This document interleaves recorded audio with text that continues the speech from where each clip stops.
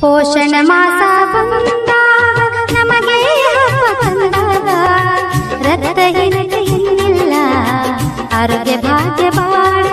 ಆತ್ಮೀಯ ಮಕ್ಕಳೇ, ಒಂದು ದೇಶದ ಸೈನಿಕರು ದುರ್ಬಲರಾದರೆ ಆ ದೇಶವನ್ನ ಶತ್ರುಗಳು ಆಕ್ರಮಿಸ್ಕೊಂಡು ಬಿಡ್ತಾರೆ. ಅದೇ ರೀತಿ ನಮ್ಮ ದೇಹದಲ್ಲಿರ್ತಕ್ಕಂಥ ಜೀವಕೋಶಗಳು ದುರ್ಬಲ ಆಗಿಬಿಟ್ರೆ ಕಾಯಿಲೆಗಳು ಅಂದ್ರೆ ಬ್ಯಾಕ್ಟೀರಿಯಾಗಳು ನಮ್ಮ ದೇಹವನ್ನ ಆಕ್ರಮಿಸ್ಕೊಂಡು ಬಿಡ್ತವೆ. ನಂತರ ನಮ್ಮ ದೇಹ ಕಾಯಿಲೆಗಳ ಗೂಡಾಗೋದ್ರಲ್ಲಿ ಎರಡು ಮಾತಿಲ್ಲ. ಆ ಕಾರಣಕ್ಕೋಸ್ಕರ ಪ್ರತಿ ವರ್ಷದಂತೆ ಈ ವರ್ಷವೂ ಕೂಡ ಸೆಪ್ಟೆಂಬರ್ ತಿಂಗಳನ್ನು ಪೋಷಣ್ ಅಭಿಯಾನ, ಪೋಷಣ್ ಮಾಸಾಚರಣೆ ಎಂದು ಆಚರಿಸ್ತಾ ಇದ್ದೇವೆ. ಇವತ್ತಿನ ದಿನ ನಮ್ಮ ಶಾಲೆಯಲ್ಲಿ ವಿವಿಧ ಹಣ್ಣು ಹಂಪಲಗಳು, ಸಿರಿಧಾನ್ಯಗಳು ಇದರ ಒಂದು ಮೇಳವನ್ನು ಹಮ್ಮಿಕೊಂಡಿದ್ದೇವೆ. ಈ ಸಿರಿಧಾನ್ಯಗಳ ಮತ್ತು ಹಣ್ಣು ಹಂಪಲಗಳ ಮೇಳವನ್ನು ನಮ್ಮ ಶಾಲೆಯ ಪ್ರಧಾನ ಗುರುಮಾತೆಯವರು ಉದ್ಘಾಟಿಸಬೇಕೆಂದು ಕೇಳಿಕೊಳ್ಳುತ್ತೇವೆ.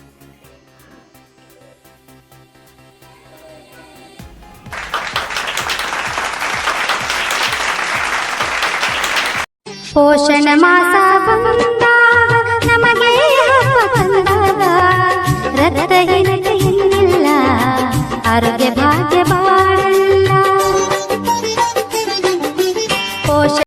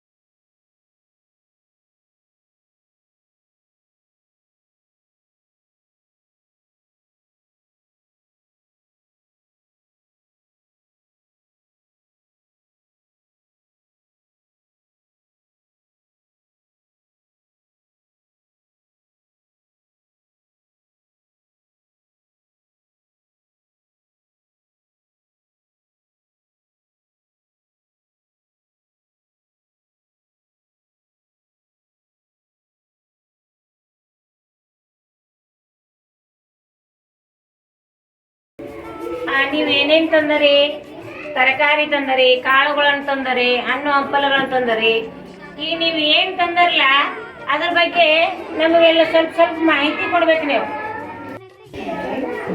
ಇದೇನು? ವಾಲ್ನಟ್. ವಾಲ್ನಟ್. ಇದನ್ನ ಯಾವುದಕ್ಕಾಗಿ ಉಪಯೋಗ ಮಾಡ್ತಾರೋ? ಹೃದಯದ ಆರೋಗ್ಯವನ್ನು ಕಾಪಾಡುತ್ತದೆ. ಇದೇನು? ಸೌತೆಕಾಯಿ.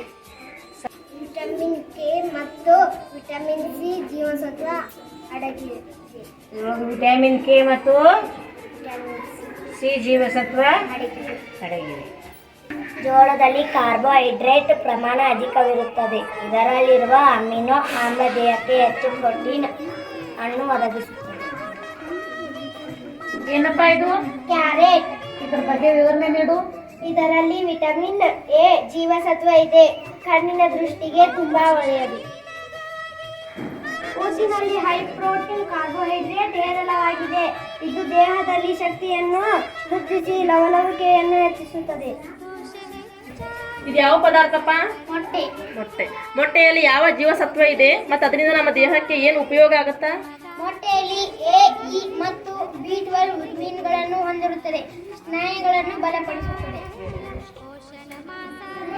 ಇದು ಯಾವ ಪದಾರ್ಥ? ದ್ರಾಕ್ಷಿ. ದ್ರಾಕ್ಷಿಯ ಬಗ್ಗೆ ವಿವರಣೆ ನೀಡು. ದ್ರಾಕ್ಷಿಯು ಪೊಟ್ಯಾಸಿಯಂ, ಫೈಬರ್, ವಿಟಮಿನ್ ಸಿ ಮತ್ತು ಖನಿಜಗಳ ಉತ್ತಮ ಸಂಪನ್ಮೂಲವಾಗಿದೆ. Very good. ಇದು ಯಾವ ಪದಾರ್ಥ ಪಿ? ಹೀರೆಕಾಯಿ. ಹೀರೆಕಾಯಿಯಲ್ಲಿ ಯಾವ ಜೀವಸತ್ವ ಇದೆ ಮತ್ತು ಅದರಿಂದ ನಮಗೆ ಏನು ಉಪಯೋಗ? ಹೀರೆಕಾಯಿಯಲ್ಲಿ ಎ ಜೀವಸತ್ವ ಮತ್ತು ಫೈಬರ್ ಅಂಶ ಇದೆ. ಕಣ್ಣಿನ ದೃಷ್ಟಿ ಸುಧಾರಿಸುತ್ತದೆ. Very good. ಇದು ಯಾವ ಪದಾರ್ಥ? Dragon fruit. ಡ್ರ್ಯಾಗನ್ ಫ್ರೂಟ್ ಬಗ್ಗೆ ವಿವರಣೆ ನೀಡು.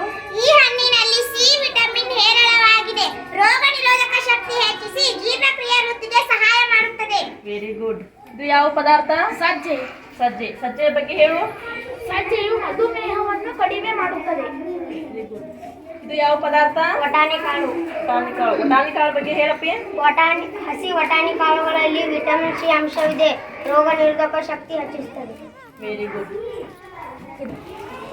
ಪುನೀತ್ ನೀನೇನು ತಂದಿಯಪ್ಪ? ಬೆಂಡೆಕಾಯಿ. Very good. ಬೆಂಡೆಕಾಯಲ್ಲಿ ಯಾವ ಜೀವಸತ್ವ ಇದೆ? ಇದರಲ್ಲಿ ವಿಟಮಿನ್ ಬಿ ಮತ್ತು ಸಿ ಇರುತ್ತದೆ. Very good. ಇದರಲ್ಲಿ ಬಿ ಮತ್ತು ಸಿ ವಿಟಮಿನ್ ಇರುತ್ತದೆ. ಇದನ್ನು ಸೇವನೆ ಮಾಡೋದ್ರಿಂದ ಯಾವ ಪ್ರಯೋಜನ ಇದೆ ಅಂತ ಏನಾದರೂ ಗೊತ್ತೈತಾನೆ? ಸರಿ, ಪುನೀತನಿಗೆ ಇದನ್ನ ಸೇವನೆ ಮಾಡೋದ್ರಿಂದ ಆಗ್ತಕ್ಕಂಥ ಪ್ರಯೋಜನ ಗೊತ್ತಿಲ್ಲ. ಬೆಂಡೆಕಾಯಿಯನ್ನು ನಾವು ಸೇವನೆ ಮಾಡೋದ್ರಿಂದ ನಮ್ಮ ರೋಗ ನಿರೋಧಕ ಶಕ್ತಿ ಹೆಚ್ಚಾಗ್ತದೆ. ಅದ್ರ ಜೊತೆಗೆ ಕೊಬ್ಬಿನ ಅಂಶವನ್ನು ಕಡಿಮೆ ಮಾಡಲು ಬೆಂಡೆಕಾಯಿ ನಮಗೆ ಸಹಾಯ ಮಾಡ್ತದೆ. ಕಾರ್ತಿಕ್ ಏನು ತಂದಿ? ಗೋಡಂಬಿ. ಗೋಡಂಬಿ. ಹೇಳು ಇದ್ರ ಬಗ್ಗೆ. ಕೇವಲ 5 ಗೋಡಂಬಿಯಲ್ಲಿ 45ರಷ್ಟು ಕ್ಯಾಲೋರಿ, 7 ಗ್ರಾಂ ಕಾರ್ಬೋಹೈಡ್ರೇಟ್, 4 ಗ್ರಾಂ ಕೊಬ್ಬು ಇದೆ ಹಾಗೂ 1 ಗ್ರಾಂ ಪ್ರೋಟೀನ್ ಇದೆ. Very good. ದಿನೇಶ್ ಅವರು ಹುರುಳಿಕಾಳು. ಹುರುಳಿಕಾಳು ತಂದಿದ್ದೀರಿ ನೀವು. ಹೇಳ್ರಿ ಇದ್ರ ಬಗ್ಗೆ ವಿವರಣೆ ಕೊಡ್ರಿ. ಹುರುಳಿಕಾಳಿನಲ್ಲಿ ಅಧಿಕ ಪ್ರಮಾಣದ ಫೈಬರ್ ಅಂಶ ಇದೆ. Very good. ಮಕ್ಕಳೇ, ತುಂಬ ಚೆನ್ನಾಗಿ ತಯಾರಿ ಮಾಡ್ಕೊಂಡು ಬಂದಿದ್ದೀರಿ ನೀವೆಲ್ಲ. ನಿಮ್ಮ ಮನೆಯಿಂದ ಗೋಡಂಬಿ ಇರ್ಬೋದು, ಬೆಂಡೆಕಾಯಿ ಇರ್ಬೋದು, ವಟಾಣಿ ಕಾಳು ಇರ್ಬೋದು, ಸೇಬು ಹಣ್ಣು, ಬೀಟ್ರೂಟು, ಜೋಳ, ಸೌತೆಕಾಯಿ, ಅಕ್ರೂಟ್, ಶೇಂಗಾ ಚಕ್ಕಿ ಎಲ್ಲವನ್ನು ತೊಗೊಂಡು ಬಂದು ಅದರಲ್ಲಿ ಏನೇನು ಅಡಕಾಗಿದೆ ಅನ್ನೋದನ್ನು ಇವತ್ತಿನ ದಿನ ನೀವು ಎಲ್ರಿಗೂ ಹೇಳಿದಿರಿ. ಸರಿ, ಈ ಮೂಲಕ ಇದರಲ್ಲಿ ಇಷ್ಟೆಲ್ಲ ಪೋಷಕಾಂಶಗಳು ಅದಾವ ಅನ್ನೋದು ನಮ್ಗೆ ಗೊತ್ತಾಯಿತು. ಅದರ ಮಹತ್ವವನ್ನು ನೀವು ಅರಿತುಕೊಂಡಿದ್ದೀರಿ. ಅರಿತುಕೊಳ್ಳೋದು ಮಾತ್ರ ಅಲ್ಲ, ನಾವು ಏನು ಮಾಡೋಣ ಇನ್ಮೇಲೆ ಇವನು ನಾವು ಸೇವಿಸಲಿಕ್ಕೆ ಪ್ರಾರಂಭ ಮಾಡೋಣ. ಪೋಷಕಾಂಶಗಳಿರುವಂಥ ಆಹಾರ ಪದಾರ್ಥವನ್ನು ನಾವು ಸೇವನೆ ಮಾಡಿದರೆ ನಮ್ಮ ಜೀವಕೋಶಗಳು ಸ್ಟ್ರಾಂಗ್ ಆಗ್ತವೆ. ಬ್ಯಾಕ್ಟೀರಿಯಾ ವಿರುದ್ಧ ಹೋರಾಟ ಮಾಡಲಿಕ್ಕೆ ತಯಾರಿ ನಡೆಸಿದಂಗೆ ಆಗ್ತದೆ. ಆ ಕಾರಣಕ್ಕೋಸ್ಕರ ನಾವು ಪ್ರತಿದಿನ ಪೋಷಕಾಂಶ ಭರಿತವಾಗಿರ್ತಕ್ಕಂಥ ಆಹಾರವನ್ನು ಸೇವಿಸೋಣ. ರೋಗಾಣುಗಳ ವಿರುದ್ಧ ಹೋರಾಡಿ ಒಳ್ಳೆಯ ಆರೋಗ್ಯವನ್ನು ಕಾಪಾಡಿಕೊಳ್ಳೋಣ ಮತ್ತು ಈ ಪೋಷಣ್ ಮಾಸಾಚರಣೆ ಯಶಸ್ವಿಗೊಳಿಸೋಣ ಅಂತ ಹೇಳುತ್ತಾ ಈ ಮೇಳಕ್ಕೆ ನಾನು ಮತ್ತೊಂದು ಸಾರಿ ಶುಭವನ್ನು ಹಾರೈಸ್ತೀನಿ.